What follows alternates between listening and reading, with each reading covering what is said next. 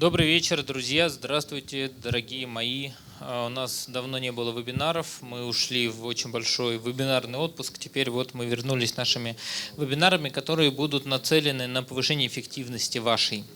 Мне, вы знаете, я очень люблю читать. Мне наш партнер Дима Иншаков недавно подарил вот такую книгу о том, как лучше увеличивать эффективность работы мозга. Тема про увеличение эффективности работы мозга, она меня очень давно интересовала. Она меня всегда интересовала, потому что я много времени в детстве провел сначала за шахматами, потом я учился скорочтению, и 2 года я учился скорочтению. И я тогда еще понял, что через очень простые техники, как в тренажерном зале, ты вот занимаешься со штангой, и ты сначала жмешь один вес, потом ты делаешь некий перечень очень простых примитивных процедур, и ты уже жмешь другой вес, а потом третий вес. И вот ты уже жмешь 80 килограмм, вот ты уже жмешь 90, вот 120. Это я не про себя говорю, естественно, это я вообще в целом. Можно вообще, теоретически можно 120 килограмм жать. Я видел людей, которые жмут 120. Они, правда, шахматами не занимались в детстве, но жали зато. И я понял, что очень простой перечень действий необходимо осуществлять для того, чтобы мозг как мышцу развивать. И мне стало интересно, что за перечень действий должен быть. Я тогда начал поглощать большой объем контента о прокрастинации, о том, как победить прокрастинацию, о том, как лучше и эффективнее использовать время. И я помню, что это было время, когда я влюбился в майндмэп. Мне показалось, что майндмэп — это вообще бомба. То есть через майндмэп можно все делать. Управлять проектами, управлять людьми, сортировать информацию, работать с информацией. Писать книги можно с помощью майндмэпа, работать с книгами. Кто вообще знает, что такое майндмэп? Окей. И мы поэтому на Synergy Global Forum, у нас есть сейчас 6 спикеров в ноябре, которые приедут на Synergy Global Forum. И самый неизвестный спикер в России, спикер, которого я больше всех жду, его зовут Тони Бьюзен. Он создатель MindMap, ему 80 лет. И он изобрел систему лучшего усваивания и работы и структурирования информации, усвоения и структурирования информации. Тони Бьюзен, мы его пригласили, сделали одним из спикеров форума. И вот мне Дмитрий недавно подарил эту книгу, Марк Тигелаар, и я очень сильно ей заинтересовался, я прочитал эту книгу, мне стало неинтересно, потому что этот контент, он в России набирает популярность. Люди от курсов «Как стать миллионером за 2 дня» поняли, что за 2 дня не получится стать миллионером, и перешли к более правильной консервативной методике обучения, как улучшить работу мозга, как улучшить личную эффективность через тайм-менеджмент, как улучшить личную эффективность через коммуникационные навыки, а потом уже стать миллионером за 2 дня, потому что так же сразу не бывает, что тупой, не умеющий говорить, никакущий человек за 2 дня вдруг стал миллионером. Так не бывает. И я попросил Дмитрия мне рассказать, когда он будет семинар в Москве. И Дмитрий мне звонит вчера и говорит: послезавтра будет семинар в Москве. Вот, ты просил заранее тебе сказать, я вот заранее тебе говорю, послезавтра семинар, вот, приходи. И мы тогда приняли быстрое решение пригласить Марка к нам на вебинар, потому что мне показалось, будет хорошо, если у нас сегодня Марк вытащит 30 минут контента бесплатного для вас об увеличении эффективности работы мозга и даст вам от этого завтрашнего мастер-класса, на который, может быть, у вас не будет возможности прийти, даст вам этот контент. Кстати, по поводу завтра, я знаю, что завтра собирается много бизнес-спикеров российских на Марка. Они будут использовать его контент для своих семинаров и тренингов. Они будут говорить, что это они все придумали. Вот. И у вас будет возможность завтра поймать их за руку и узнать первоисточник этого контента. Марк, конечно, не является первоисточником и основателем. Он в первую очередь человек, который получил консервативное профильное образование, и это в том числе и научная большая база под этим находится. Но тем не менее, я вас всех хочу завтра пригласить на семинар, я сам на него пойду. Это мастер-класс, который состоится завтра в 10:00 на территории одного места, которое мне не написали, но мне сказали, что это недалеко от метро Павелецкая, бизнес-центр, недалеко от метро Павелецкая. В любом случае, всю информацию вы можете увидеть на это UseClark, это C, это Л, это наш сотрудник писал, который сейчас мы уволим. И бывший сотрудник школы бизнеса Синергии написал это только что. UseClark, clark.ru/mark. И когда вы будете покупать билет, вы можете через таймпэд купить билет с промокодом SGF10, Synergy Global Forum 10. И вы получите, что-то они получат за использование промокода, интересно? Кто-нибудь мне скажет? Да, и что-то вы получите. Мне никто ничего не говорит, что-то вы получите. Те трое, кто быстрее всех купит билет, получат 3 книги с автографом. Вот тут 4, одна моя. Я сказал одну книгу мне с автографом, поэтому 3 ваши. Вот. Я тоже куплю билет просто на завтра. 3 книги вы получите с автографом, кто быстрее купит билет на завтрашний мастер-класс. И завтра, я знаю, будет не очень много людей, там арендована площадка на 20-50 человек, и я думаю, что вы будете еще иметь возможность сфотографироваться с Марком завтра. Что я хотел вас попросить, прежде чем представить Марка? Ребята, у меня к вам такая просьба. У нас сейчас есть идея сделать с Марком, пригласить его опять из Голландии. Вот сейчас его Дмитрий пригласил. Есть идея пригласить его еще раз из Голландии и записать с ним 2-месячный онлайн-курс с домашними заданиями и упражнениями после каждого занятия, как увеличить эффективность работы мозга. Я знаю, что многие из вас учились на онлайн-курсе, и вот мы хотим снять этот онлайн-курс. Если вы считаете, что вам это интересно, ну вот вы бы хотели на таком онлайн-курсе обучиться 8 месяцев в долгую, 8 занятий точнее, 8 занятий, 2 месяца с Марком обучиться, все домашние задания пройти. Если вам эта тема будет интересна, напишите, пожалуйста, мне под лайвстримом, я сам комментарии все посмотрю, только не ругайтесь там. И мы посмотрим, есть ли вообще эффективность, есть ли вообще спрос или нет на эту тему. И к тем, кто присутствует в аудитории, тоже хочу обратиться. Мне будет интересно ваше мнение по итогам вебинара. Будем ли мы делать с ним длинный курс в 2 месяца, 8 занятий. Потому что Марку к нему надо подготовиться, нам надо его пригласить, записать. Ну, большая работа, просто интересно, есть ли спрос в России на эту тему. Okay? А сейчас я хочу, чтобы вы очень бурными аплодисментами, потому что человек приехал из Голландии. Голландия, понимаете, это не просто так. Это вам не какие-то Соединенные Штаты Америки. Это Голландия, вот, древнейшая цивилизация европейская. Оттуда все началось практически. Приехал, чтобы для вас вечером сегодня прочитать вебинар. Давайте громкими аплодисментами. Марк Тигелаар.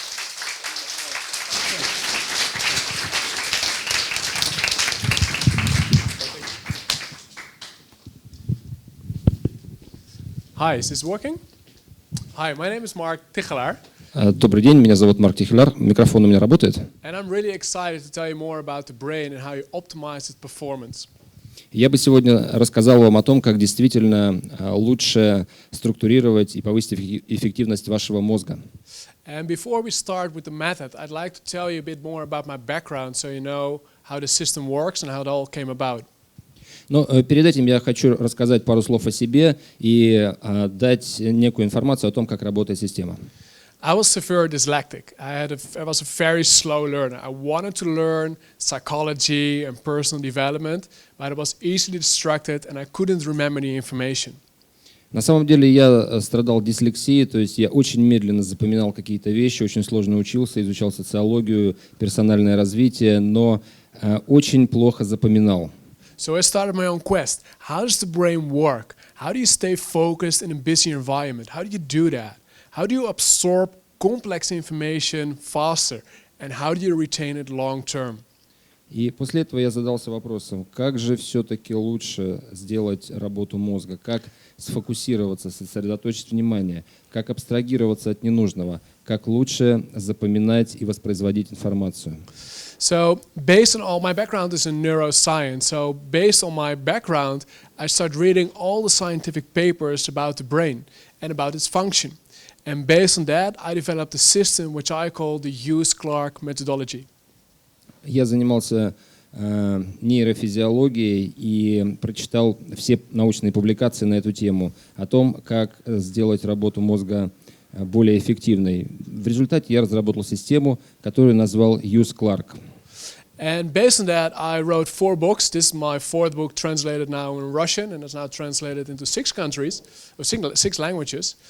And based on that, we trained over 100,000 people so far in the method. Я написал 4 книги. Это 4-я книга переведена на русский язык, а в целом уже они переведены на 6 языков. И более 100 тысяч человек прошло этот курс. So before we start explaining the system and all the principles, how it works and how we're going to test your brain, we're going to do a lot of testing. I'd like to start out with the information or the amount of information that's coming at us each day. Но перед тем, как мы перейдем непосредственно к системе, и я немножечко вас протестирую, мы давайте рассмотрим, какое количество информации проходит через наш мозг ежедневно. So let's say you combine all the information that's coming at you in one day. So you combine all the emails that you're getting, all the Facebook messages, all the WhatsApp messages, all the newspapers, the news. How much information do you think that is? If you turn it into a number of newspapers, how much newspapers do you think you need in order to print out all the information? Допустим, как вы думаете, какое количество газетных полос нужно для того, чтобы напечатать всю информацию, которую вы поглощаете в течение дня? Все электронные письма, все сообщения с Фейсбука, с WhatsApp, новости. Сколько, как по вашему мнению, нужно напечатать газет, чтобы все это уместилось? So what do you think? Is that 10 newspapers, 20? What do you think? What's your best estimate? How many newspapers do you think for information is coming at us in each and every single day? Take a wild guess. Давайте 100. погадаем, сколько газет. Вот ответ был 100. Right, 100. Who had other? Есть какие еще варианты? 350. 350. Wow. Just two, right? 2. Yeah. 10? 10. Anyone else? Есть еще какие-то догадки? The correct answer is 174. Правильный ответ 174. This is the amount of information that's coming at us every single day. The question is, how do you deal with that information? И это действительно то количество информации, которое в среднем проходит через нас в день. Но вопрос вот в чем состоит. Как ее правильно обработать? By working with over 100,000 knowledge professionals, we found out there are some universal challenges in absorbing and retaining that information. Опросив более 100 тысяч респондентов, мы выяснили, что существуют определенные сложности с пониманием и усваиванием такого объема информации. The first challenge is we're easily distracted. Первая проблема состоит в том, что информация легко разрушаема. Who do you think can concentrate longer? Us humans or a goldfish? Как вы думаете, кто лучше умеет концентрироваться? Люди или, например, золотые рыбки? What do you think? You feel it, right? Yeah. Goldfish. It's correct. A goldfish can concentrate longer than us. How strange is that? Как ни странно, действительно так. Золотые рыбы концентрируются лучше, чем мы. Но почему? As psychologists, we measure how long someone can concentrate. And there are two types of concentration. В психологии измеряются категории, как, например, концентрируемость, да, концентрация. Существует два типа концентрации. The concentration that you're having right now, you're having some thoughts, you're listening to the presentation, but you're also having your own thoughts. That's one. То есть концентрация в настоящий момент, когда вы слушаете выступление, и в то же время у вас есть свои какие-то мысли параллельные. We can also look at someone's pure concentration. And that's the concentration where you don't think of anything else. Но есть и чистая концентрация. Это то, когда вы ни о чем постороннем не думаете. It's a number of seconds. How long do you think we can concentrate with pure concentration in a number of seconds? What's your best estimate? Но это несколько секунд. Как вы думаете, сколько времени занимает вот эта вот чистая концентрация в секундах? What do you think? 15 seconds? 15 секунд. 3? Yeah? 3 секунды. 5? 5 секунд. We used to concentrate for 12 seconds. 12 секунд. Мы обычно That's a концентрируемся. concentration span. Это вот предел концентрации. It's now 8 seconds. А сейчас 8. And goldfish can concentrate for 9. А золотая рыбка может концентрироваться 9 секунд. The question is, how is this affecting your work? There's a quote that I really like. Concentration equals productivity. И вопрос в том, как это сделать так, чтобы она правильно влияла на вашу работу. Есть такая интересная поговорка или концепция: концентрация равна продуктивности. If you're not concentrated, what's the value of your mind at that moment? Если вы не концентрируетесь, какова цена вашему мозгу в этот момент? And you're probably familiar with that. You're reading an article, and during that article you think, oh, I need to call so-and-so. Oh, I need to email Peter. Oh, I need to do that. And at the end of the page, you have no clue what you just read. Бывает такое, наверное, со всеми, когда вы прочитали статью, вам она очень нравится, у вас много мыслей в голове, я хочу сделать это, хочу сделать то, пойду туда и все прочее, но к концу статьи вы напрочь все забыли. Who ever had that experience, just out of curiosity? Есть кто-то подобный в аудитории? Поднимите руку. So the question is, how do you prevent that? How do you having a laser focus? That's one of the main topics for today. И вопрос именно в том, как это предотвратить, как сохранить концентрацию или фокус.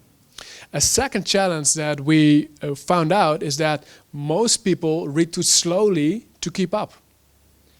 Второй проблемой является то, что большинство людей читают довольно медленно что-либо. So most people only half reading information or skimming information, but by definition you're missing information. And same goes here. How is this affecting your work or study? И многие, наверное, в основном все читают информацию вскользь, пропуская 50% самого важного.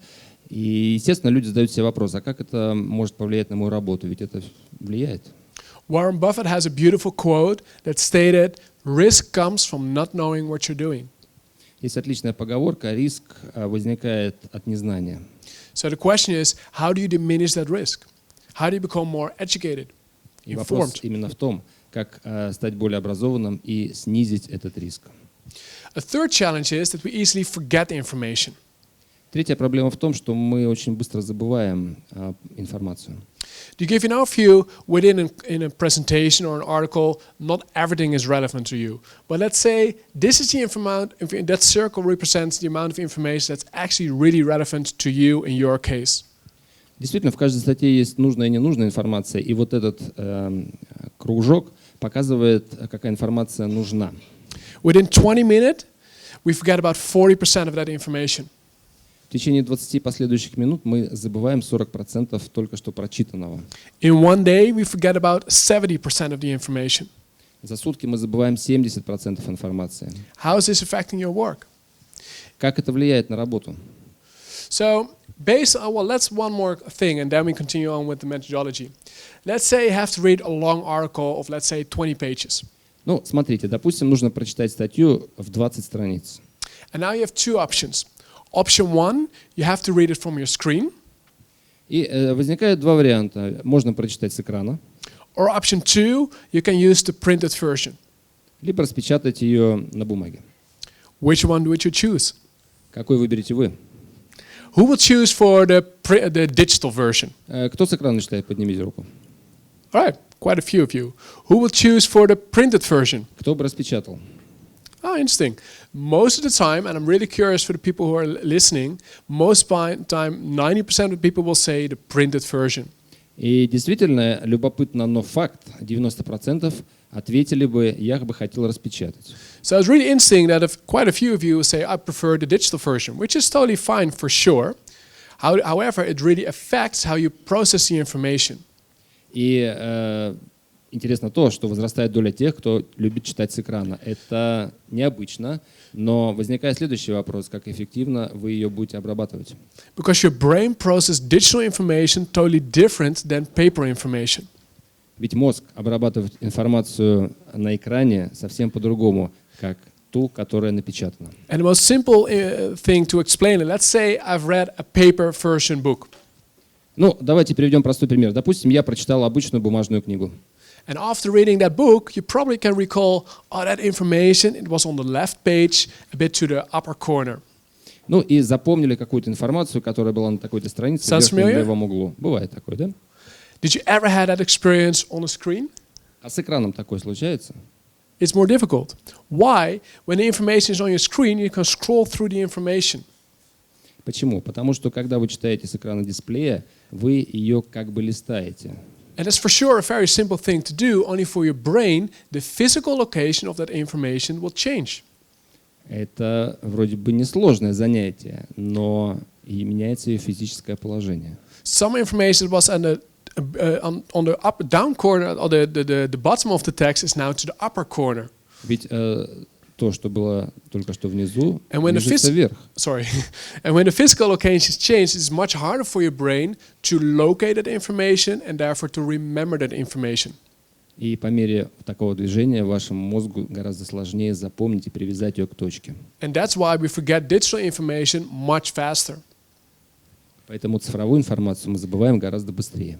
In fact, if you combine all the negative effects of reading from a screen, if you combine them all, our productivity drops with about 30%. Если обобщить все отрицательные моменты, связанные с чтением с экрана компьютера или мобильного устройства, то на самом деле наша продуктивность падает на 30%.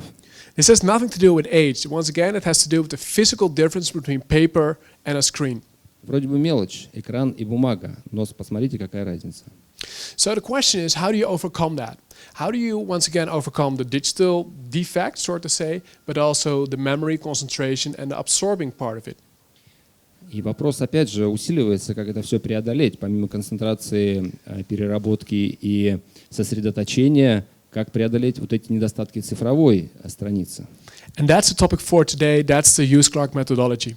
It consists of, Это тема нашего сегодняшнего разговора. Как раз мы поговорим о методе UseClark. It consists of 8 brain principles Существует 8 принципов работы мозга, that help you to have a laser focus, которые позволяют вам, первое, сосредоточить внимание, absorb information much faster, усваивать информацию гораздо быстрее, remember it longer, запоминать ее на дольший срок, including names, включая фамилии и имена. and at the end result, you're getting more things done. И в результате человек способен сделать больше в единицу времени. It's not time management, it is brain management. Это не управление временем, это управление работой головного мозга. And the main goal is not being more productive or working harder, but making it easier for your brain to stay focused, to make it easier for your brain to absorb or to retain information. И задача не столько и не сколько в том, чтобы повысить эффективность, например, успеть больше за единицу времени, а скорее повысить эффективность вашей личной работы, вашего личного мозга по освоению и обработке информации. Right, this is the model that I developed. And I like to discuss it in more detail.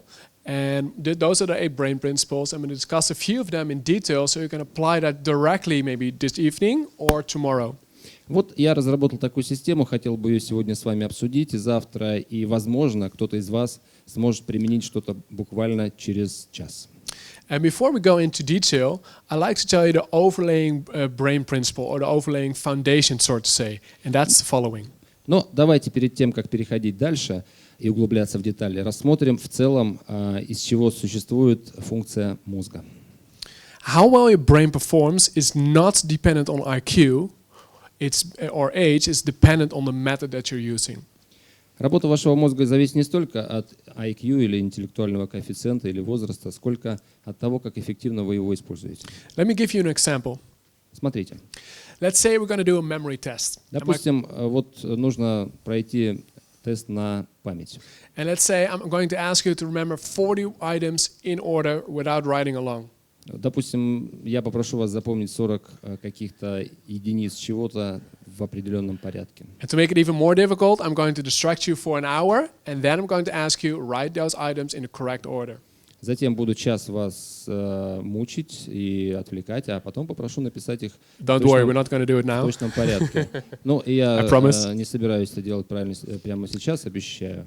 But how well you're going to score on that test says nothing about your intelligence. It says nothing about your age, and it even says nothing about your memory.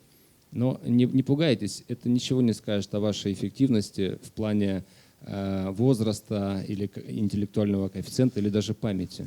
And this is not a pep talk, but it's actually how your brain works. It's purely dependent on the method that you're using. Это просто покажет, как работает ваш мозг. Even so, if you're telling me, Mark, I'm using this and this method, I can predict your score. И даже если вы мне скажете, Марк, я использую вот этот метод или этот, я могу примерно предсказать ваше количество баллов, которые вы заработаете. If you're using method A without giving it names now, I know for a fact you can only recall 4 items. Допустим, если вы примените метод номер А, назовем его так, то я скажу, что вы запоминаете где-то всего 4. If you're using method B, you can only recall 7 items, etc. 4 вещи. Если метод Б, то, например, 7. But let's say in this training you're discovering a very effective way to remember information. Допустим, вы смогли добиться очень эффективного запоминания информации. That's called method D, and you're going to apply it on the new test where I'm going to ask you to remember 40 words, 40 new items in the correct order. Допустим, он называется метод D, и с помощью него вы сможете воспроизвести и запомнить все вот эти 40 наименований чисел или фамилий. I know for a fact that you can recall easily 80, 90 or 100%. Конечно, я не дам вам гарантию того, что вы запомните это на 80, 90 или 100%. Technically, that you became smarter? No. И вряд ли вы станете за это время умнее. Did your IQ improved or did your memory improve? No. Память и IQ тоже вырасти не смогут сильно за этот срок.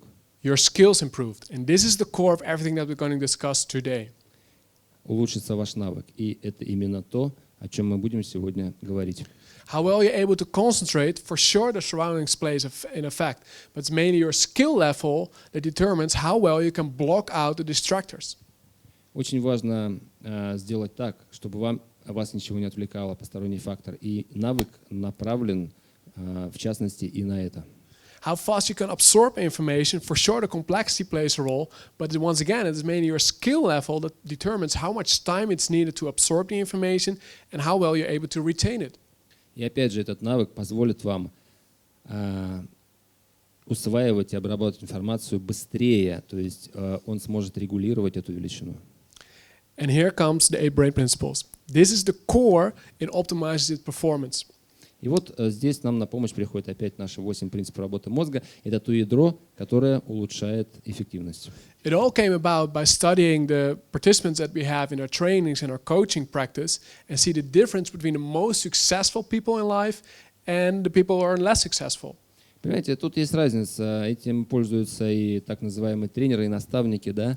И, наверное, в этом разница между наиболее успешными людьми и не очень успешными. It's not per se a difference in IQ. It might be a difference in motivation, but the main difference, to my opinion, is they use the brain in a different way. Да, это может быть IQ, но не факт. Это может быть мотивация, но тоже не настолько. А скорее это вот именно навык. У кого-то он есть, и кто-то им пользуется, а кто-то нет. And let's take a look at the first brain principle, what I call filling the void. Давайте посмотрим на первый принцип работы мозга, который я называю заполнение пустот.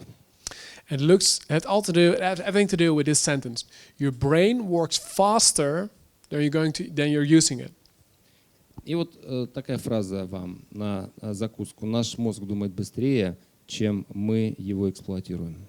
And let's take a look at a simple chart. Let's say this is your brain activity. Допустим, вот смотрите, это эффективность работы вашего мозга.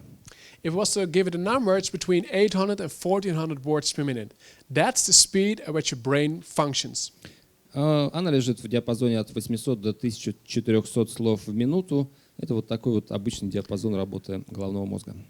If you take a look at the average task that you're doing, reading, writing, listening, it only takes a small percentage of your brain. Если мы что-то делаем, пишем, слушаем или говорим, эта деятельность занимает лишь небольшую часть нашей работы нашего мозга. If we were to calculate it, your average reading speed lays around 200 words per minute. В среднем подсчитано, что средняя скорость чтения книги или чего-то еще составляет 200 слов в минуту. So that means that during reading, you have a lot of brain capacity left over to think of other things. Oh, I have to call so-and-so. Oh, I have to do this and this. Опять же, когда вы читаете, вы задействуете мозг только на какую-то часть. Вам постоянно в голову приходят мысли, позвонить туда, сделать то. So how do you prevent that? And one way of doing that is to filling the void. For instance, for example, you could increase your reading speed. So let's say you're not reading at 200 words per minute, but you're reading at 400 words per minute. You have less brain capacity left over to think of other things. И вот вопрос-то в чем? Заполнить эту пустоту, сделать так, чтобы мозг использовался эффективнее. И, например, вы читали не 200 слов в минуту, а 400, и тогда вы будете меньше думать о чем-то постороннем. The effect is that you're more concentrated. If you have an increase in concentration, it has a profound effect on your comprehension. То же самое, повысив концентрацию или фокус, вы гораздо сильнее начнете понимать написанное. Это повысит вашу понимабельность, да, скажем так. And that has a profound effect on remembering the information. It's like a spectrum. Это как спектр, это здорово повышает запоминаемость. So my challenge to you is, if you find yourself distracted during reading, И вот смотрите, если вы страдаете или вам часто что-то отвлекает от чтения, just slightly increase your reading speed by simply moving your eyes a little bit faster across the lines and see how that's affecting your concentration. просто начните читать быстрее, и вы увидите, насколько это положительно скажется на вашей концентрации. And for sure it's a balance. If you're going too fast, you will miss information. But if you're going too slowly, your mind will wander off. Тут важен баланс. Всегда что-то страдает. Читайте быстро, не запоминайте, читайте медленно, мысли приходят посторонние. То есть нужно найти равновесие. So this is one way to fill the void, is by increasing your reading speed. Да, это один из способов заполнить пустоту. Просто повысить скорость чтения. I can use the same thing by changing the speed in which I'm speaking to you. Я делаю то же самое. Может быть, вы заметили, может нет. Я иногда увеличиваю скорость общения с вами. If I'm going to speak very slowly about the brain, you will fall asleep. Если я буду говорить слишком медленно, вы быстро заснете. Your mind will wander off. If I speak a little bit faster, I give you less brain capacity to think of other things, so therefore you're more focused. Если я буду говорить быстрее, то вам, чтобы сосредоточиться на моих словах, придется думать лучше. И это заполнит вот эту пустоту и не будет отвлекать вас от посторонних мыслей. And for sure it's a balance, and especially now with a wonderful translator. I don't want to go too fast. Да, но у нас есть перевод, поэтому я слишком сильно спешить не буду, чтобы, значит, все вам нормально перевели. All right. There's another way to fill the void, and that's doing something totally different, a simple activity that doesn't require conscious awareness. Опять же, есть еще одна методика повышения, вернее, заполнения этой пустоты. Это сознательная деятельность, которая порой осуществляется подсознательно. And it might be something that you're already doing, and that's called doodling. Это по-английски называется doodling, и, наверное, вы с этим уже сталкивались. Doodling are those funny drawings that you make when you're getting bored during a phone call. Это вот когда вы рисуете там что-то, самолетики или там кружочки, да, вот с кем-то общаетесь по телефону и машинально, значит, что-то там рисуете. Funny enough, that activity will increase your concentration by 29%. Я вам так скажу, тем не менее, эта деятельность повышает вашу концентрацию на 29%. The reason behind it is you're filling the void. Почему? Потому что тем самым вы заполняете пустоту. So it is a very simple brain activity. You can easily listen to the presentation, but it is just enough to block out irrelevant thoughts. Это некий барьер для других посторонних мыслей. Выполняя такую механическую работу и воспринимая какую-то информацию, вы отсекаете лишнее. All right. This is one way or two ways actually to fill the void, and therefore increasing your focus and blocking out the internal thoughts or the external distractors. Вот это два способа элементарных, чтобы повысить концентрацию и внимание и отсечь посторонние какие-то факторы. All right. Let's move on to another brain principle, something that you can use immediately to increase the productivity of your brain or the function of your brain. Перейдем к следующим вещам, которые вы можете использовать практически сейчас для повышения эффективности вашего мозга. And it has to do with your brain capacity. Let me draw something out, and that's always a challenge with a microphone. Давайте я сейчас вам кое-что нарисую. Эта вещь будет касаться объема вашего мозга или его мощности. Our brain can do the most wonderful things, but it can do the best things if you realize it has a limit capacity. Наш мозг способен на очень многое. Ну, как у всего, у него есть свои пределы. So let's say this is how your brain functions. Вот смотрите, мозг действует вот так.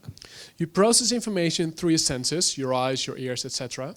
С помощью трех органов чувств: зрения, слуха и там чего-то третьего вы воспринимаете информацию. Then it's sent to your working memory, or another name for that is your short-term memory. Далее это все переходит в оперативную или краткосрочную память. And then sent to your long-term memory. И далее эта информация переходит в долгосрочную память вашего мозга. Your long-term memory cannot get full. Some people think that, but you cannot get a full memory. It has an unlimited capacity. Но и долгосрочная память тоже имеет свои границы. Она не бесконечна в объеме. So the argument, I will not remember that because my head will get full, is not valid. То есть голова рано или поздно наполнится, и это тоже не очень здорово. Where our long-term memory has unlimited capacity, our short-term memory or working memory has a very limited capacity. В то время как долгосрочная память имеет свой лимит, краткосрочная еще менее объемна. And this is something I'd like to test with you. It's called the number test. I want to show you how this works. I'm going to give you a very short number of 4 digits. Давайте проверим сами себя и посмотрим, как работает наша краткосрочная память. Я вам дам буквально 4 цифры. And my question to you is to repeat those items or those numbers out loud. И попрошу вас повторить их вслух. You can do it silently, that's fine too. Вот, чтобы не заснуть. It's a very simple test. Все очень просто. Here we go. Поехали. 3, 8, 5, 0. 3850. It's doable, right? Ничего сложного, да? We're gonna make it a little bit more difficult. I'm gonna give you a different number sequence, a small number, so 4 digits. Only this time I'd like you to rehearse or repeat it in reversed order. Ну, давайте чуть усложним, дам чуть больше цифр, но попрошу произнести их в обратном порядке. Here we go. Поехали. 7, 6, 5, 2. 7652. It's doable, but you need to think more. Do you feel that? Все реально, но чуть больше нужно понапрячься. What you're feeling right now is your forehead, the frontal of your head is your prefrontal quad, and that's your working memory. Это вот передняя часть вашего головного мозга, по-научному она называется, очень хитрая. Она отвечает за вот такие вещи. Let's take it up one more step. We're going to make it more difficult. Давайте чуть усложним. I'm going to give you a number sequence, and this time it's going to be a little bit longer. And once again, I'd like to repeat it in reversed order. Опять же, даю вам цифры, вы их, значит, как-то фиксируете и повторяем в обратном порядке. Are you ready? Готовы? 1, 2, 8, 3, 7, 6, 5, 1, 2. 1, 2, 8, 3, 7, 6, 5, 1, 2. Do you feel the brain freeze? Ну что, немножко такая встрясочка, да, произошла? This is too much information that your brain cannot handle anymore. Вот уже сложно, да, то есть это уже перебор пошел, то есть краткосрочная память так не работает. And it is remembered to realize that your brain has a limited capacity in order to function, to optimize its function. Опять же, это показатель того, что всему есть свой предел. Let's look up some simple things that you can do to limit the amount of information that's coming at you. Because to draw it out, let's say something is a to-do or an action item that you need to do, you're filling up your brain constantly and therefore diminish the capacity that's left over. То есть таким образом вы постоянно наполняете свой мозг чем-то, оставляя ему очень мало пространства для маневра. It's actually exactly the same thing that we, together with the translator, are doing right now. Ну, то же самое, как у нас с переводом идет. If I was to go on and on and on and on for about 5 or 10 minutes and then going to ask to translate it, it's impossible. Если я буду говорить 5-10 минут, то переводчик просто потом не сможет это перевести, потому что это просто, невозможно. You might do it, but it's quite more difficult. And it all has to do with your working memory. This is the core of the brain. This is the bottleneck. If you optimize this function, the rest will go much easier. Поэтому вот эта краткосрочная память – это наше бутылочное горлышко, узкое место, оптимизируя работу которого мы можем повысить свою эффективность. So one way is to limit the amount of information that is processed by your working memory. Одним из способов это является ограничение той информации, которая поступает в краткосрочную память. And a simple way of doing that is looking at your desk. Для этого достаточно просто посмотреть на ваш стол. Let's say this is your desk. I'm not sure, but let's say it is. Не хочу никого обидеть, допустим, он такой, да? A cluttered desk lowers your productivity by 12%. Такой беспорядок снижает на 12% вашу общую производительность. Why? Everything that's on your desk is seen by your eyes and therefore is processed by your working memory. So it's getting cluttered, it's getting full. Почему? Все, что ваш мозг видит на столе, он обрабатывает, и такое количество информации ему обработать очень сложно, и он быстро заполняется. This is a very simple way. Clear out your desk and you will increase your productivity. This is the most simple way to optimize the function of your working memory.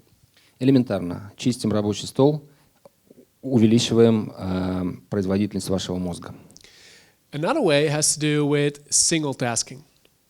Далее идет однозадачность. What do you think is worse for your mind? Как вы думаете, чего заслуживает ваш мозг? Multitasking or smoking weed?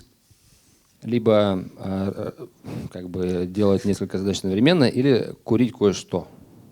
That's multitasking. Multitasking has a profound negative effect on your IQ. When you're doing two things at once, your IQ drops with 15 points.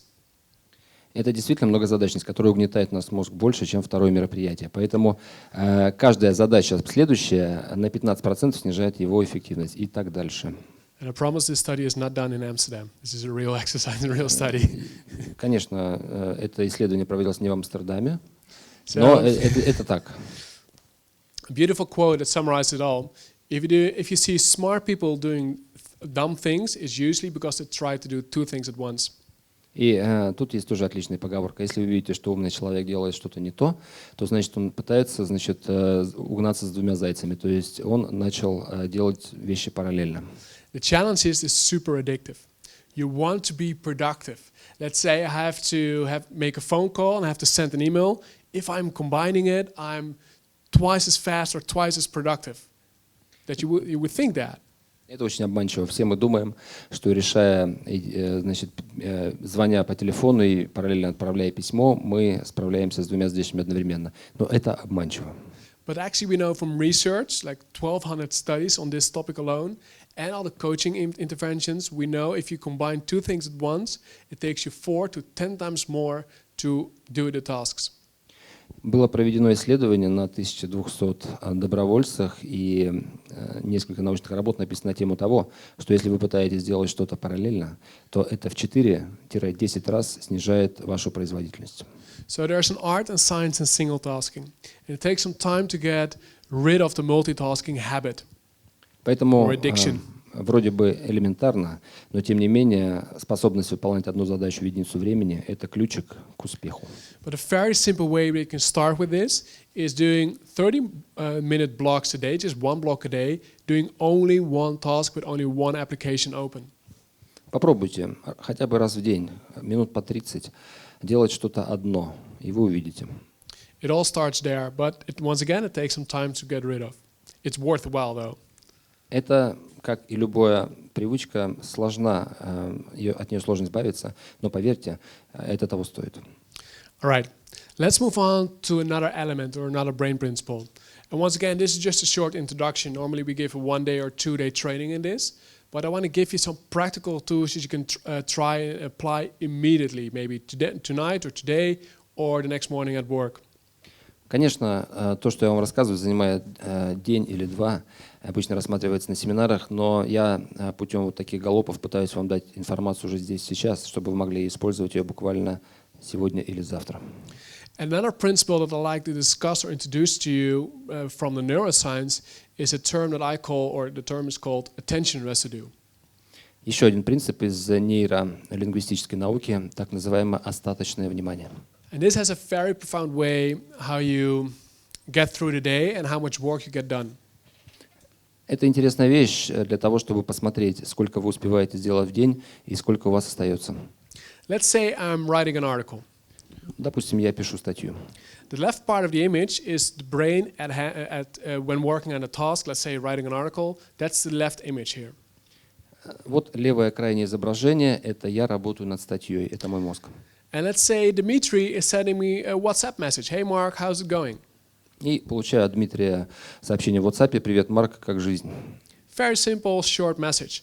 However, at that moment, we're looking at the middle picture right now, my brain is not fully engaged with that message because part of my brain is still processing the previous information.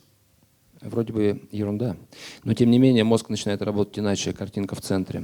Мозг отвлекается и на сообщение, поэтому частично переваривает статью, частично сообщение. And for a simple text message, that might be fine. But let's say I'm continuing now on with the article that I'm writing, same process going on, a part of my brain is still processing the previous information. Опять же, что такого, но мозг продолжает перерабатывать ту информацию, которая была получена в СМС. This lowers your IQ with 10 points. Это снижает, и параллельно работать на статью, это снижает ваш IQ еще на 10%. That's equal to a whole night of not sleeping at all. То есть это равносильно не спать в течение какого-то времени.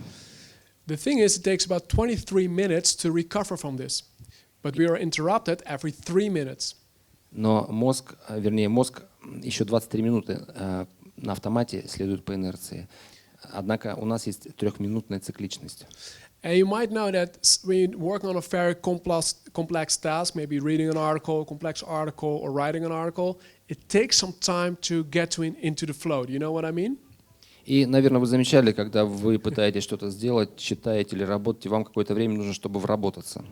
But it is usually in the first phase that we are already interrupted by a phone or an email or something else. So you're constantly in the first phase of getting into the flow, which takes the most energy. И этот процесс занимает все больше и больше энергии, и очень легко выйти из этого состояния, допустим, если кто-то позвонит или вас чем-то отвлекут. Every time you're interrupted, not only your IQ drops, but it takes about 40% longer to complete the task, and on average you're making 20% more mistakes. И когда вас отвлекают, то это не просто падение IQ, это на 40%, скажем так, вам нужно больше времени, чтобы вернуться в прежнее русло, и на 20% меньше эффективности в целом. Per day we lose on average 2.1 hour due to a lack of concentration, and mainly this is the cause of that. В течение дня мы теряем около 2,1 часа на вот подобные отвлекающие факторы. And I'd like to do a small test with you to see this process at hand, to experience it yourself. Давайте проведем еще один небольшой эксперимент, чтобы вы сами все поняли. Preferably using pen and paper for this test. If you don't have that with you, that's fine, then you can use your phone. Ну, лучше использовать ручку и бумагу, ну, на крайний случай мобильное устройство. In a moment, I'm going to show you a sentence. Я сейчас вам покажу предложение. Don't start, I'm going to ask you to write it down, but don't start doing it right now because we're all going to do it together and I'm going to time you. Писать его не надо сразу же, мы это сделаем все вместе, и я вам дам на это время. So after you wrote down the sentence, I'm going to show you right now. Don't start writing yet. Не пишите пока, не надо. После того, как мы его запишем, The sentence is, task switching is worse than typing with one hand. say again. So the sentence is, well, you can actually, the sentence, write down the sentence that's stated over there. Ну вот текст такой, да, что переключаться между задачами это хуже, чем печатать текст одной рукой. And once again, don't start doing it now because we're all going to do it together. Не пишем пока. And after you wrote down the sentence, my next question is to write down in the line underneath it a number sequence. Is one, it's a very simple one. Is 1, 2, 3, 4, blah, blah, blah, till 56. И после этого нужно будет внизу написать под текстом числа от 1 до 56. So I'm going to time you. Please grab a pen or paper. Once again, if you don't use your phone, that's totally fine. Итак, значит, сейчас я засеку время. Используем по возможности ручку и бумагу. Если нет, то мобильный телефон. And we're going to see how long it takes you to do those tasks. И посмотрим, значит, сколько времени это все займет у вас. All right, I'm going to grab my phone to time you. Сейчас я засеку время. Right, are you ready? Готово? 3, 2, 1, go. Поехали.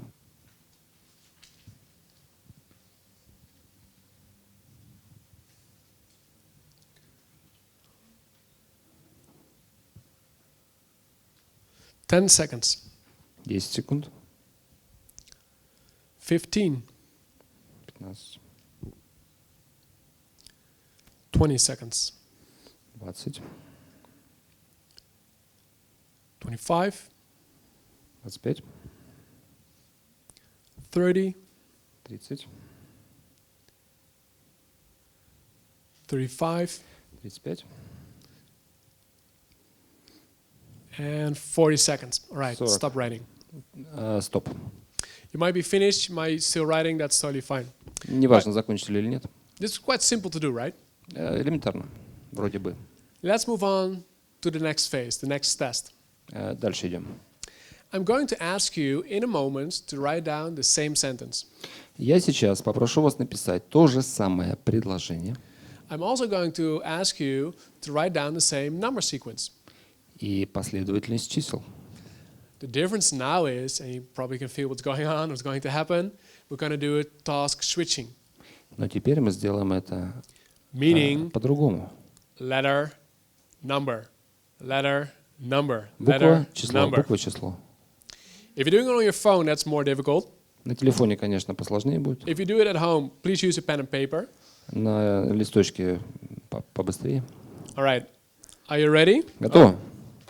1 second. Grabbing my phone. Приготовились? 3, 2, 1, go. Поехали. I'm going to grab some coffee now. Я пока выпью чего-нибудь. 10 seconds. 10, 15 seconds. 15, 20 seconds. 20,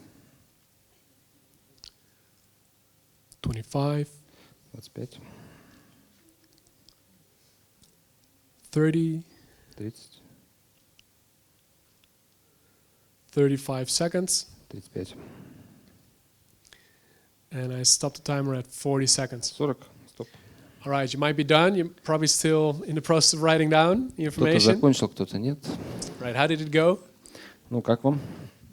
It was more intense to do, right? Немножко посерьезнее, да, упражнение? Did you also notice it was more annoying that I was talking in between? Да, я же вас тут отвлекал еще. Параллельно там что-то Funny говорил, да? The funny thing is, I did it in exactly the same way as in the beginning. И самое интересное, все было точно так же, как и в предыдущий раз. Only when you're switching tasks constantly, it costs your brain way more energy. Но переключение отнимает дополнительную энергию вашего мозга. So every sound, everything that you see is too intense. You cannot have it with you again. So you want to block it out, but you can. It's more difficult to deal it in that way. Сложнее, потому что мозг отвлекается. So if you find it difficult that your coworker is talking next to you, for sure you could ask, "Stop talking." But largely, you have the influence on for yourself, mainly to not switch tasks constantly. Конечно, вы можете попросить товарищей помолчать или говорить тише, если, допустим, такая ситуация возникает. Но лучше научиться переключаться между задачами. And this is the third brain principle, which I call MTS, which И stands for, это наш третий принцип работы мозга, который я называю МТС, which stands for minimize task switching. то есть сокращайте до минимума переключение или многозадачность. And if you look at the most successful people, there's a huge difference in how they plan their day and how much they're interrupted or let themselves be interrupted. Если мы посмотрим на самых эффективных людей, то увидим, насколько эффективно они планируют рабочий день с таким учетом, чтобы максимально их кто-то или что-то отвлекало. If you minimize your interruptions, it costs you less energy to perform your task, but you get way more things. You get getting things done like way more. This is a key principle. Это очень важный принцип. И если вы сможете сделать так, что будет отвлекающих факторов меньше, вы гораздо меньше потратите энергии и гораздо больше потратите ее именно в нужном русле. There are two levels on which you can apply this principle. Macro level, here we go, and micro level. Есть два уровня, на котором применяется этот принцип. Микро- и макроуровни. It takes too much time to explain the macro level for now because that's a whole training on its own. But I would like to focus for now on the micro level. Мы не будем макроуровень рассматривать, это довольно долго и занимает, нужно больше времени. Давайте рассмотрим микроуровень. It's a very simple thing that you could do after this training is to grab your phone, go to settings, and go to the thing, it's called notifications. Элементарно, берем мобильный телефон, заходим в настройки и в уведомления. There's a great book, it's called Hooked. It's written by a great consultant in Silicon Valley. And he specializes how do you make a successful company? How do you build a successful company or application? Есть отличная книжка, называется «Hooked», то есть «подвешенный». Да? Написана человеком из Кремниевой долины. Она касается того, как сделать более эффективную вашу компанию или мобильное приложение. And there are two factors. Тут два момента. The The first factor is make sure people download your software. That's relatively simple. People what? People download the software or the application. Первое, убедиться в том, что приложение было загружено, то есть программу загрузили. And secondly, you have to think of a way to interrupt people what they're doing and grab their attention and pulling it down to your application or website. Ну и второе, естественно, привлечь внимание людей к вашему конкретному приложению или к веб-сайту. And guess what that is? That's the purpose of a notification, is to interrupt you. That's its whole purpose. Вот и все. А задача уведомлений именно в этом — привлечь ваше внимание. And the price that you pay for each interruption is bigger than you think. It costs on average, if you calculate the amount of money that you make per hour, you can calculate what the price of an interruption is. И невероятно высокую цену мы платим за то, что ведемся на эти уведомления. Если посчитать в среднем количество денег, да, которое мы в час теряем, Even a small interruption of a WhatsApp message or Facebook message, the average cost of that is €7.50. даже маленькое сообщение в Facebook или в WhatsApp вам стоит 7,5 евро. So that's, I'm not sure about that in rubles, so maybe you can translate that in your country. Конечно, это зависит от выработки человека в час, да, допустим, если человек зарабатывает там 50 евро, то это столько, если меньше или больше, то, соответственно, по-другому это будет. So a very simple way to boost your productivity and mainly to make sure it takes you less energy to do your work is something that I call the notification diet. И элементарный способ увеличить продуктивность и снизить количество энергии, которое тратится напрасно, я это называю, how do you call it? Information or the notification diet. Это такая вот уведомленческая диета, как я ее называю. And that entails that for 7 days you turn off every notification. Что она из себя представляет? В течение 7 дней выключаем все уведомления. And it takes some guts to do that. Конечно, это нелегко. Because they're very, very addictive. Сами понимаете, почему. Every time you're getting a notification, there's a part of your brain that's being activated. And that part is the same if you win the lottery or taking drugs. Понимаете, каждый раз, когда у вас идет уведомление, активируется та часть головного мозга, которая отвечает за вопросы, например, того, если вы выиграли в лотерею, или если, не дай бог, значит, используете психотропные и какие-либо еще препараты. To withstand a notification is more difficult than to deny sex or chocolate. И противостоять этому уведомлению сложнее, чем, скажем так, отказаться от шоколадки или, значит, от чего-то более серьезного. So, I'm not kidding. All right. So, it takes some time to get rid of the addiction of checking your phone constantly. Поэтому пришло время забыть про эти уведомления, которые есть в вашем телефоне. And I want to challenge you to try it on for 7 days. Сложно, но хотя бы попробовать это в течение недели. So, for 7 days, you turn off every notification, including WhatsApp, including Facebook, including email, and see what happens. In the beginning, when I tried it myself, like I was constantly refreshing my email just to be sure that I was not missing anything. But later on, it became more at ease with it, and therefore my productivity went skyrocketed. Я вам скажу на себе. Я сначала тоже, конечно, постоянно обновлял сообщения и почту, и, в общем, сильно беспокоился. Но потом действительно моя продуктивность здорово выросла. All right, this is once again a very simple thing to apply the principle MTS, but there are more, things that take more time to explain, so I'm not going into it right now, but I would like to, if you have any questions, I'm open for a Q&A. So if you have any questions, and it can be in Russian because it can be translated or can be in English, that's totally fine. И вот это как раз принцип МТС. Не будем дальше углубляться. Если возникают у вас вопросы по ходу дела, не стесняйтесь. Поднимайте руку, задавайте по-русски или по-английски. All right, that was the first question. Пожалуйста.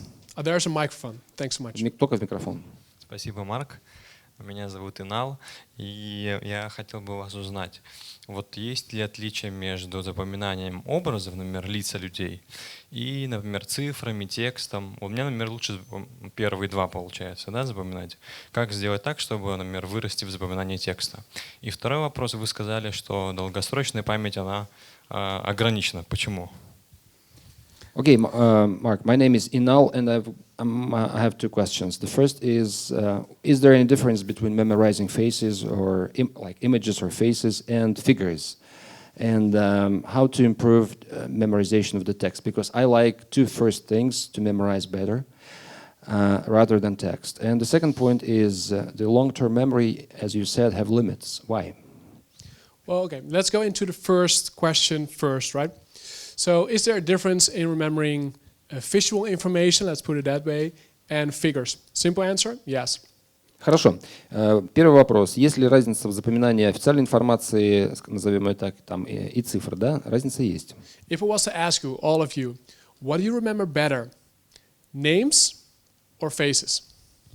И если я вас всех сейчас спрошу, что вы запоминаете лучше, имена или лица? Words or images? Конечно, изображение, то есть, лица. The language of our memory is in images. Почему? Язык памяти — это изображение. For sure, you could have a preference maybe by hearing the information or doing something with your hands. But our brain, and especially our memory, is very visual oriented.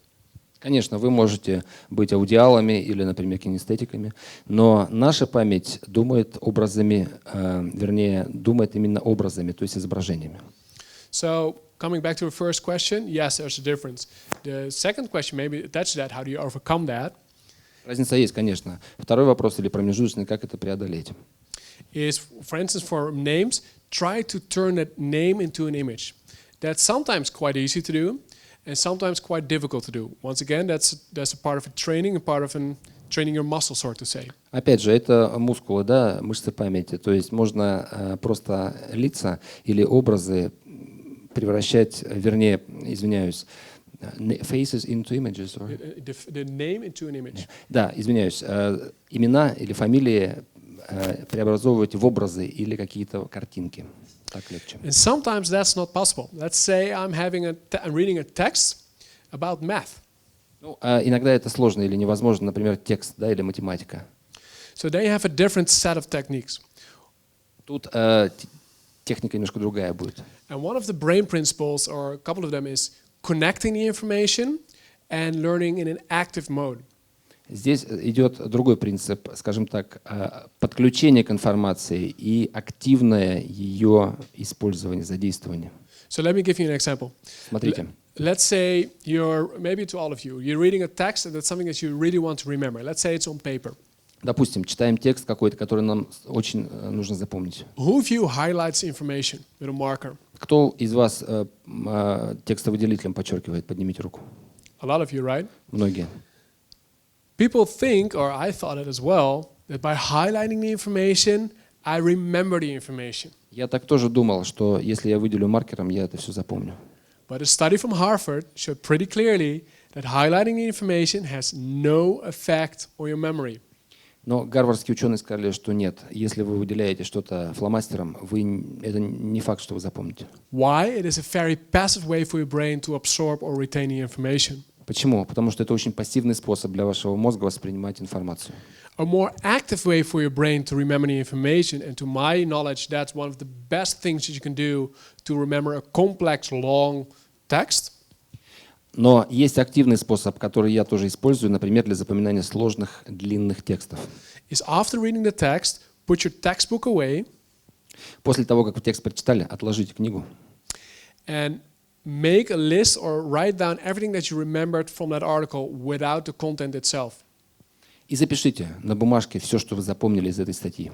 We call it the memory game. It's not a test. It's not about how much you can recall. It's about the digging process that you're doing right now, about thinking or rethinking about the previous topics. Это скорее тут не упражнение на тот, кто умнее, больше запомнит. Нет, это структурирование памяти. And by digging into or rethinking that information, the neural connections in your brain are strengthened, and therefore you remember the information much longer. Это переосмысление прочитанного, и таким образом нейроны становятся плотнее, сильнее, и вы запоминаете больше. Is this answering your questions? Yes? Ответил я как-то на ваш вопрос? Надеюсь, да. All right. Coming back to you, you're having a question as Пожалуйста, well. здесь был вопрос Thank you. еще, Do you да? have a Microphone. Микрофон. Thank you, Mark. My name is Ksenia, and what about combining physical and intellectual work? For example, washing up and listening for news. Come again? Can you repeat the question, please? Yeah. What about combining physical and intellectual work? Can you give an example of that? For example, washing up during listening for news. Здравствуйте, меня зовут Ксения. У меня такой вопрос. А что, если мы будем совмещать физическую и интеллектуальную работу, например, чистить зубы и слушать новости?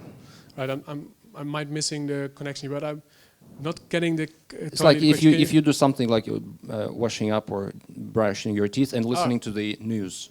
All right, so there's a balance, and the balance between. Let me give an answer to your question, and I hope this answers your question. So you have to check if it's answering your question. There's a balance between filling the void and multitasking. Ну, тут смотрите, здесь, опять же, мы возвращаемся к балансу. Да, вот я сейчас расскажу по схеме и попытаюсь ответить на ваш вопрос. То есть это некое равновесие, что-то среднее между многозадачностью и заполнением пустоты. And let me give you another example in order to answer your question. И приведу вам еще один пример, который, возможно, тоже на ваш вопрос ответит. Let's say I'm working and I'm listening to music. Who of you listens to music during work? Кто из нас слушает музыку во время study. работы, да? Поднимаем руки, наверное, многие. Right? And the question is it good or bad? Well, the answer is it depends. Let's say it could be filling the void, because when you're having noise or you're having a noisy environment and you're listening to music, it can block out the distractors. So that could be a good thing to fill the void. Да, это и хорошо, наверное, и плохо. Почему? Потому что, с одной стороны, это может отвлекать вас от еще более отвлекающих факторов, да? То есть меньшее зло. However, it turns into multitasking if your favorite artist Но это, да, это все у нас может превратиться очень легко в многозадачность. Например, если у вас есть любимый певец. So your favorite artist having a new album released on Spotify and you're listening to that during work. И он там на Spotify выложил новый альбом, и вы, значит, во время работы это все дело слушаете. You're probably listening more to the music than you're doing the actual work, and then you're multitasking, and that has a very negative effect on your productivity. Тогда, конечно, вам не позавидуешь в плане продуктивности, потому что все ваше внимание занято этим товарищем. So the best music to listen to during work or during study is something that you're very familiar with. Maybe you overheard for dozens of times, or it has something repetitive in itself, maybe dance music or something like that. И самое лучшее, какая музыка слушать во время работы, например, да, это то, к которой вы очень сильно привыкли, которую вы знаете от и до. Может быть, танцевальная, какая-то постоянно повторяющаяся, которую вы знаете просто досконально. Is this answering your question? Вот, наверное, Yes? такой у меня ответ будет на ваш вопрос. Отлично. Right. Так, In the upper вот yeah, на corner, галерке, yes. пожалуйста. Mark, my name is Alexei. I think this is 9 or 10 seconds. This is so little. And I think then people do what he like, what he interested about. When he like to play chess, he play chess. And when he like mathematics, the mathematics. And this, I think this is not so much. I think this is near 15 minutes. And how it is more time to, not 10 seconds and more time. Because I think this is so little. Thank you. Ну, вопрос, наверное, в том, как концентрацию не 10 секунд иметь, а больше. I'm not sure I'm getting the question, so Вопрос сложный.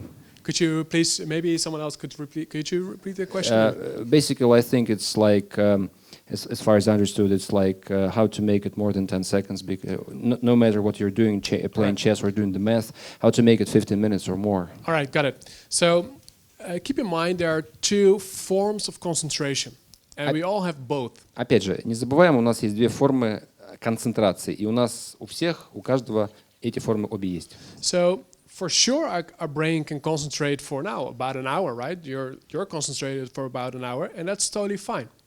Конечно, мозг может в случае чего работать и час в режиме концентрации, и это нормально. However, you have different thoughts in between as well, which is totally normal. И также может появляться какие-то мысли параллельно с этим, и это тоже нормально. But if you measure with EEG equipment the brain activity and look at your pure concentration, where you don't think of anything else, no other thoughts, no insights, no creativity, just your pure concentration, That's the number of seconds. And that's something that you cannot change. But that's okay, because that's just one part of our concentration.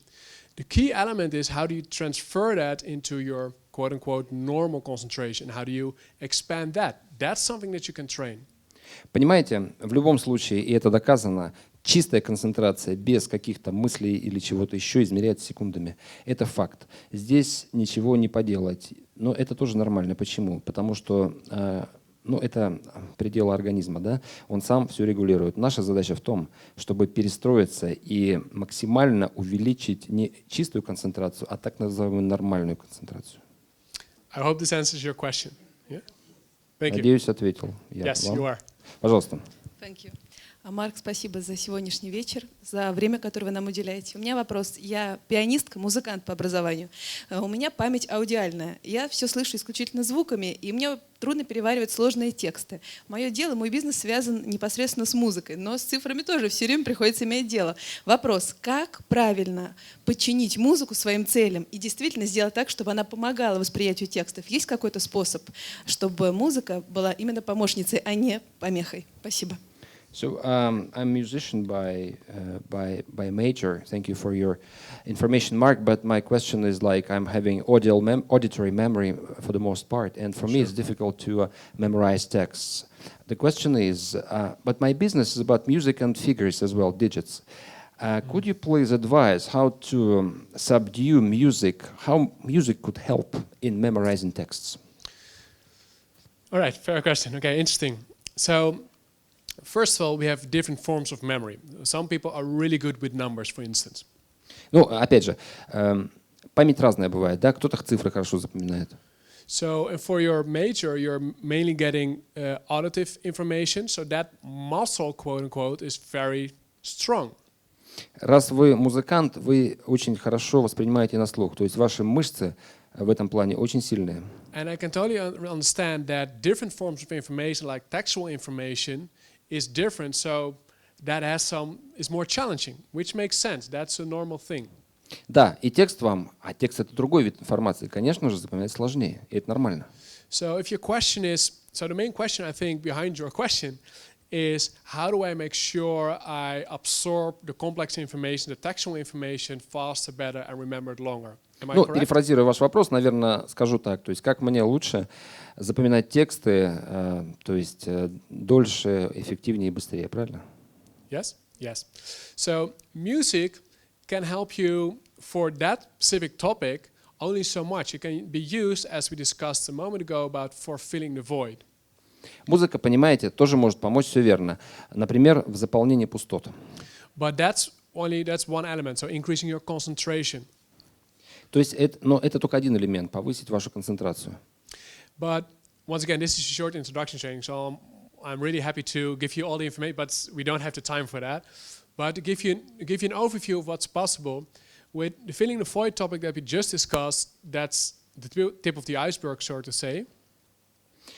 К сожалению, мало времени, не буду углубляться, скажу кратко. Допустим, заполнить пустоту – это только вершина айсберга. The principle or set of principles that's behind that principle is something that I call mindful reading. Есть еще один принцип, я называю это вдумчивое чтение. And that's similar to speed reading, with a big difference attached to that as well. Тут немножко есть параллели и отличия от скоростного чтения. In traditional speed reading courses, and I gave them a while back, you're focusing on the speed, sometimes at the expense of comprehension. В скорочтении там задача какая? Быстрее, быстрее, быстрее, да? Порой в ущерб пониманию. With mindful reading, we're using speed as a means to an end. В вдумчивом чтении мы используем скорость как средство. We're using speed to fill the void and therefore creating an optimal concentration. That's its main goal. Чтобы создать оптимальную концентрацию. Вот основная цель.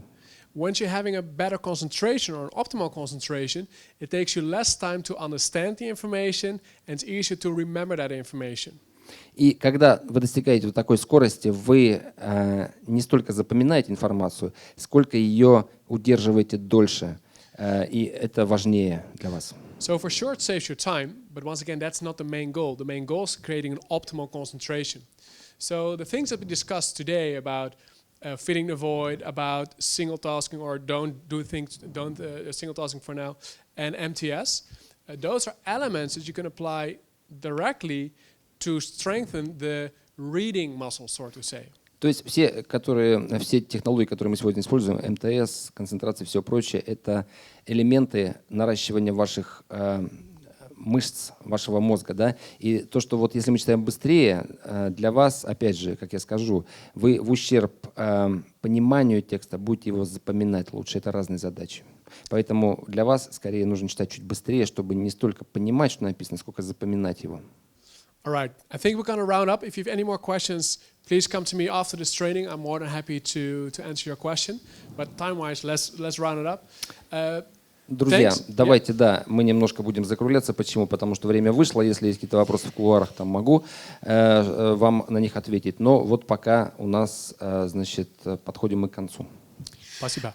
Марк, спасибо большое вам за проведение вебинара. Спасибо огромное. Это еще не конец. Я бы хотела напомнить о том, что завтра будет проходить полноценный мастер-класс «Семинар Марка» в Москве. Первый и единственный раз это произойдет. Я вам напоминаю наши ссылки, по которым вы можете зарегистрироваться на мастер-класс Марка. Он пройдет завтра, 30 мая в 10:00. Все ссылки вы можете скопировать либо из чата, либо те участники, которые здесь, вы можете сфотографировать и зарегистрироваться на мастер-класс. Напоминаем о том, что для всех участников сегодняшнего вебинара есть огромная привилегия. Вы получаете 10% скидку на это мероприятие. Промокод ваш SGF10. Завтра Марк более подробно расскажет о технологиях, которые необходимо применять для того, чтобы правильно читать и запоминать все, что вы читаете. Вот. Марк, расскажите нам подробнее о результатах, которые получат участники завтра. Well, yeah, for sure. It's the final. Yeah, it may be good to give you a little bit more on the background. We do this training for a lot of clients, international firms mainly. Да, вы правы, действительно результаты будут. Вот, например, те компании, с которыми мы работаем в международном масштабе. And tomorrow, this is me. Ну, это я. Завтра вот у меня такой будет вид. But tomorrow we're gonna discuss more in detail the 8 brain principles. That's one. Завтра мы более подробно обсудим 8 принципов работы мозга. Это первое. And we're going to apply them on your own material. И будем применять их на нашем собственном материале. So everything that you need to absorb for your work or study, you can bring it to the training. And during that training, we're going to apply it directly on the material. And we do a lot of testing so you can see the improvement. И завтра запомните то, что вы делаете на работе, принесите с собой, запишите, и мы будем непосредственно работать на вашем материале.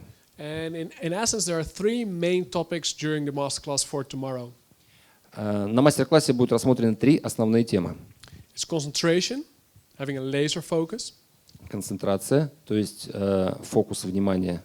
Absorbing information much faster. So we're going to discuss mindful reading in detail. We're going to measure your progress. Гораздо более быстрое усвоение информации, так называемое вдумчивое чтение, чтобы через вас в единицу времени проходило как можно больше. And the last topic is we call memory master, how to train your memory muscle, so to say. И третье, как натренировать мускулы вашей памяти. And part of that is remembering names. И частью этого процесса будет как раз запоминание имен и фамилий. So that's one. And in addition to that, we're going to discuss different software that you can use to optimize your performance. Помимо этого мы обсудим те программные продукты, которые вы можете использовать для повышения вашей эффективности. So that's about it. Thank you. Вот, это все. Уважаемые участники, у вас прямо сейчас есть прекрасная возможность для того, чтобы купить мастер-класс, и мало того, чтобы получить скидку 10%, мы разыгрываем 3 книги у тех людей, которые первые 3... Прошу прощения. У первых 3 покупателей будет возможность заполучить книгу с автографом Марка прямо сейчас. У тех участников, которые находятся у нас сейчас в зале, есть Наталья. Наталья, вот она здесь находится. Вы можете подходить к ней, консультироваться. Она все подробно расскажет о семинаре, как будет происходить, где и когда начало. Вот. И также оформить вам скидку. И, соответственно, у тех участников, которые у нас в зале находятся, у них есть привилегия для того, чтобы первым 3 купить этот семинар. Во вторую очередь будем, конечно же, дарить книги тем, кто купил в онлайне, и завтра вживую мы вам подарим на мероприятии. Вот. Также хотела напомнить о том, что с 1 июня у нас идет повышение цен на Synergy Global Forum, и самые популярные, самые ходовые хорошие билеты – это стандарт и бизнес. У нас на них идет повышение, поэтому успейте купить. Большое спасибо еще раз Марку за вебинар. Было все прекрасно. Спасибо, что делитесь с нами контентом. Спасибо.